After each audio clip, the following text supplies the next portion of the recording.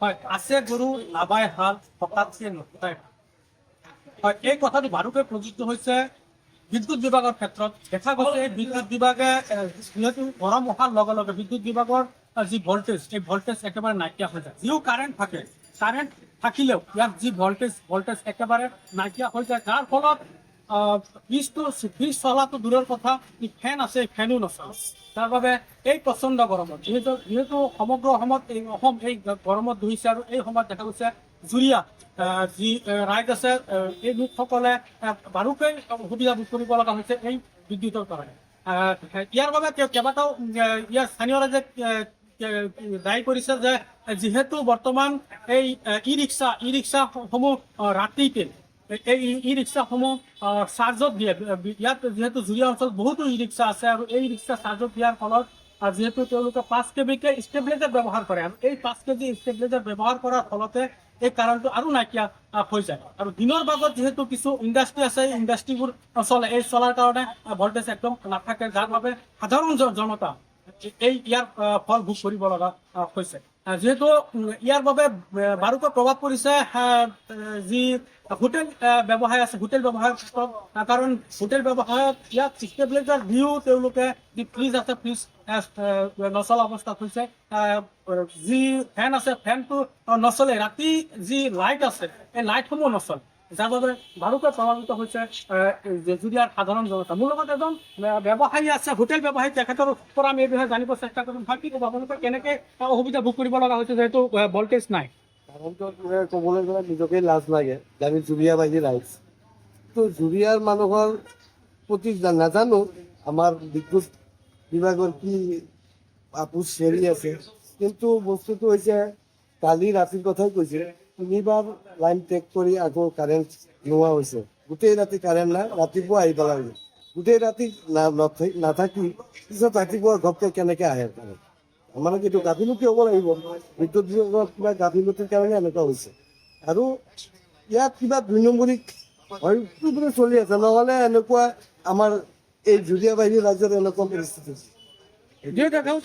Current আহে কিন্তু voltage একদম খুব কম ভল্টেজটো কমে, তাৰপিছতো কি লাইন যে আহিব কেতিয়া আহিব এইটো কোনো গেৰাণ্টি নাই।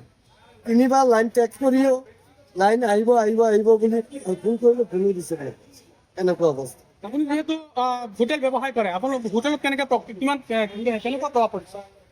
বহুতেই বেয়া, কিন্তু আমি ধৰক ঠাণ্ডা বিক্ৰী কৰিব নোৱাৰোঁ। এগিলাচ হেৰি বটল চটল যি ঠাণ্ডা যিখিনি বস্তু আছে সেইটো বিক্ৰী কৰিব নোৱাৰোঁ। তাৰপিছতো কি এইটো আমিতো ধৰক টিউবৱেল দি পেলাই হেৰি কৰিলে মটৰ দি পেলাই পানী উঠাব সেইটো উঠিব নোৱাৰোঁ, এনেকুৱা অৱস্থা। পানীৰো বিৰাট অসুবিধা হৈ গৈছে। কিহৰ কাৰণে হৈছে বুলি আপুনি? ভল্টেজৰ প্ৰব্লেমৰ কাৰণে হৈছে। এই ভল্টেজটো কম কিয় হৈছে? কি ভল্টেজৰ প্ৰব্লেম সিহঁতে ক'ৰ পৰা হৈছে এইটো বিদ্যুৎ বিভাগৰ মানুহে জানিব, আমি আৰু ক'ৰ পৰা জানো? আমিতো জানো যে বোলে আমি বিল দি আছোঁ, বিলটোতো কম নাই, বিলো ঠিকে দি আছোঁ।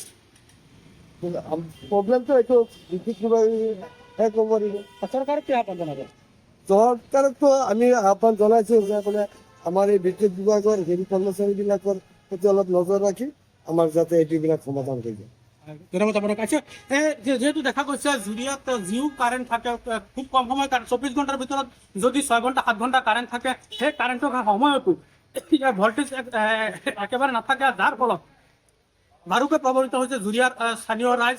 কাৰণ ইয়াত কোনো বস্তুৱে নচলা হৈছে, কাৰণ ফেনটো নচলেই, ফ্ৰিজ চলাটো বহুত দূৰৰ কথা হৈ গৈছে। আৰু ইয়াৰ বাবে বাৰুকৈ দায়ী কৰিছে যিহেতু বৰ্তমান ই ৰিক্সা অসম্ভৱজনক ই ৰিক্সা হৈছে। আৰু এই ই ৰিক্সা ৰাতিকে চাৰ্জত দিয়ে আৰু তেওঁলোকে 5 kVকে ষ্টেবিলাইজাৰ লগাই চাৰ্জ দিয়ে, যাৰ ফলত সেই ঠাইখিনিত যি ভল্টেজ একেবাৰে নাইকিয়া হৈ যায়। আনহাতে যি বজাৰ অঞ্চল আছে, বজাৰ অঞ্চলত কেইবাটাও ইণ্ডাষ্ট্ৰি আছে।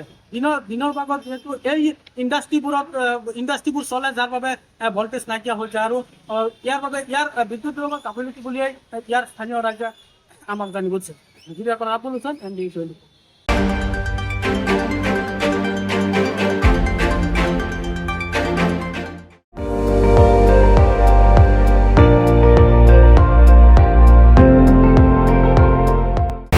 আপুনি চাই আছে ND 24, সৰ্বশ্ৰেষ্ঠ নহয় সৰ্বোত্তমৰ দৌৰত।